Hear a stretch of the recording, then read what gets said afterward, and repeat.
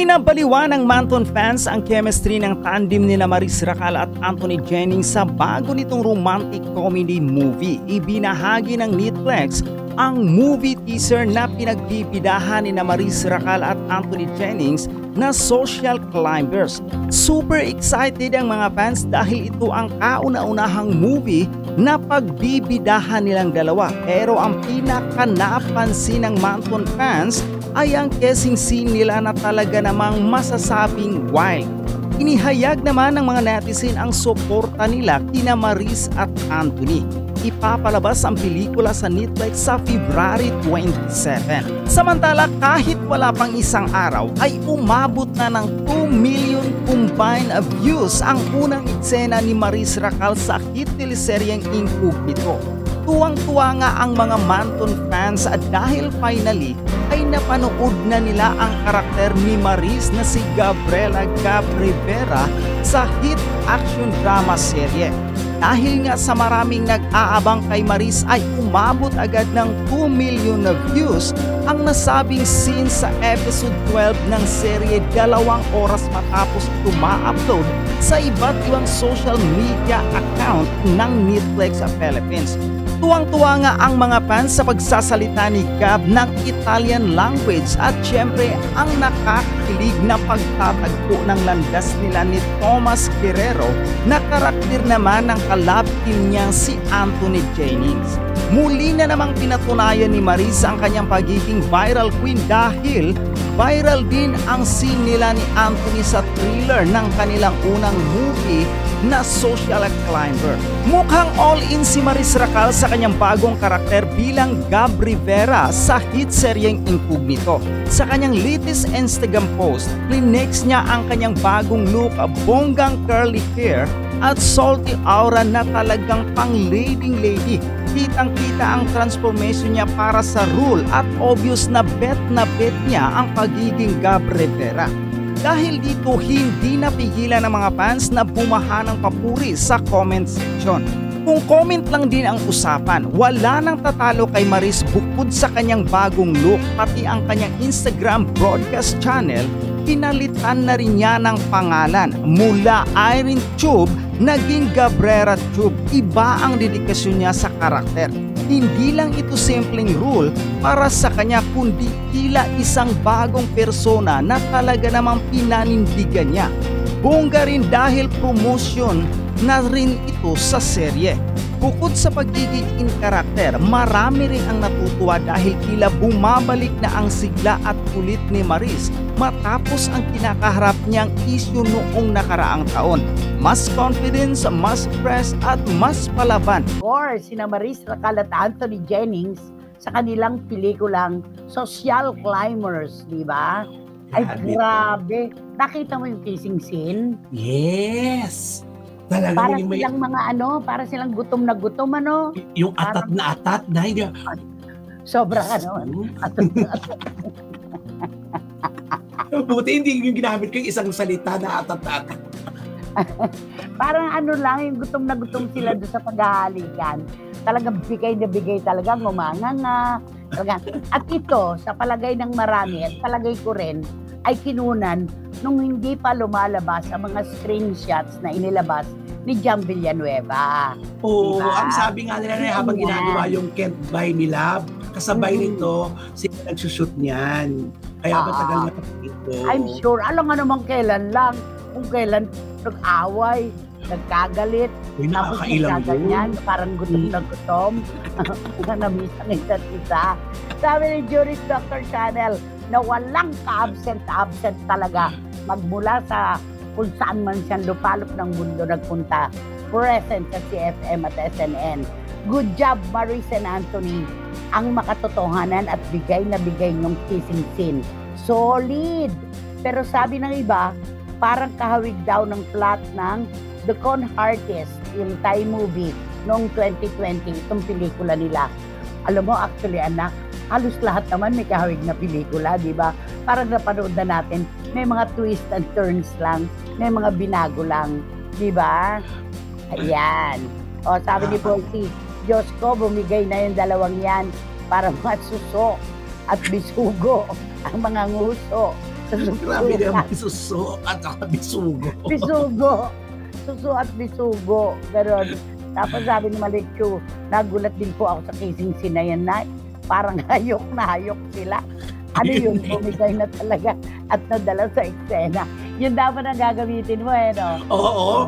Oo. Ay nako, si Joe Florendo ayaw na lang niyang sabihin kung paano niya ikukumpara yung paghahalikan ni Marissa at ni Anthony Jennings. Si Jun Morondos kaya si Louie Tolentino at si Nick Masangkay. Ano kaya masasabi nila, di ba?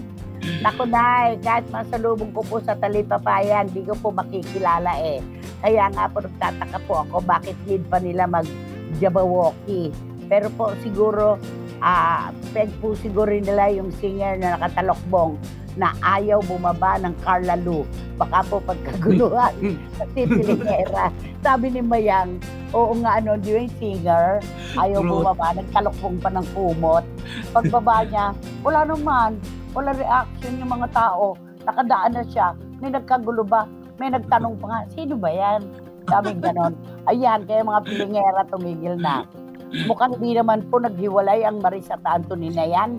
Nagpalamig lang. Sabi ni Philip Villanueva, nagpalamig lang daw. Sabi naman ni Dan, bigay na bigay po kasi ang daming practice off screen.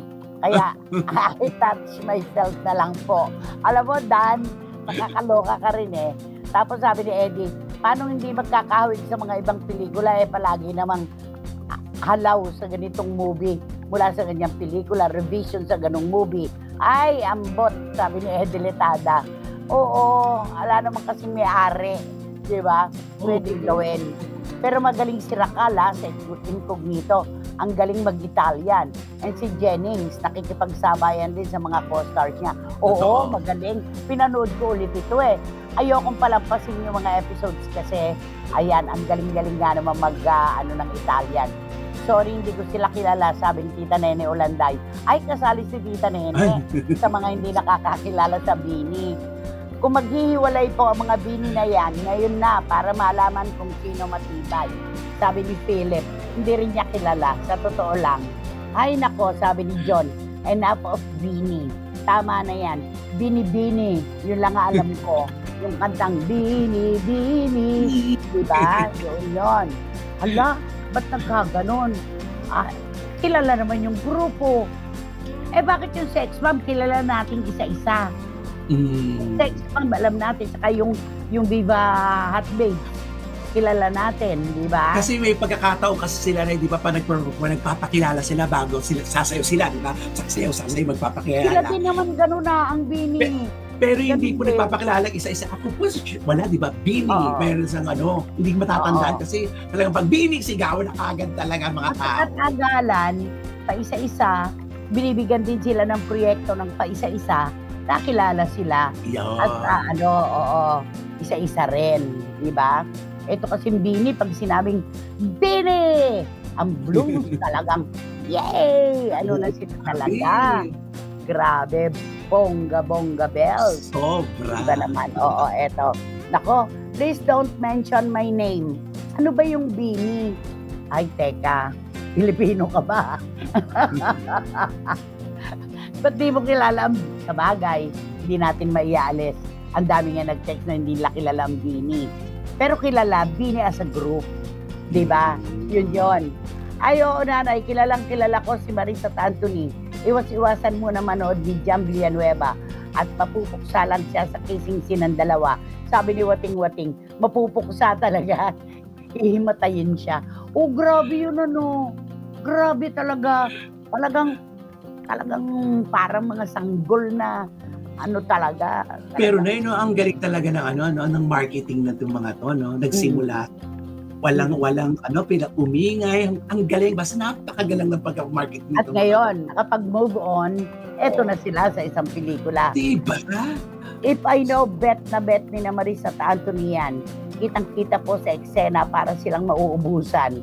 Ayok na ayok, at least hindi na po touch myself na lang ang peg ni Marissa. Sabi ni Mayang, ano ba? Sagana-sagana kayo. At si Randy Balaguer sabi, Nay, after po ng super hit nila na Patropiko, Pantropiko at Salamin-Salamin, wala na po sila na hit. Mahirap nang sundan yun. Ano ang next? Yung pag-sustain at longevity ang mahirap. Totoo yan. Yung pag-sustain po, yan ay kinakakaba ng mga sumisikat na personalidad kung paano nilang ma-maintain at patatagalin pa ang kanilang popularity. Yan, tama si Randy Balaguer dito. Oo nga, pagkatapos ng Pantropiko at Salamin-Salamin, ano sumunod? Wala na, no? Wala na. Di ba? Ay, yan naman, di ba na yan naman sa mga singers, kailangan talaga makahit ka ng isang kanta, pasok ka na kagad doon matatanda ka, ang susunod lang yun talaga, hanggang kailan. Yung longevity at saka yung pag-maintain, pinakamahirap.